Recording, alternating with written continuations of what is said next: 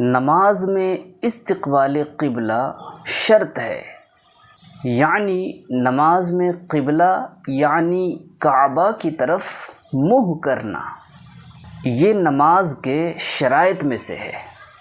یعنی نماز شروع کرنے سے پہلے نمازی کا رخ قبلہ شریف کی طرف ہونا یعنی کعبہ شریف کی طرف ہونا ضروری ہے۔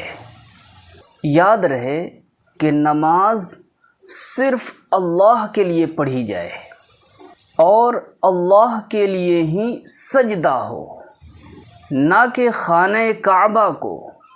اگر کسی نے معاذ اللہ خانہ کعبہ کے لیے سجدہ کیا، حرام و گناہ کبیرہ کیا، اور اگر عبادت کعبہ کی نیت کی جب تو کھلا کافر ہے کہ غیر خدا کی عبادت کفر ہے۔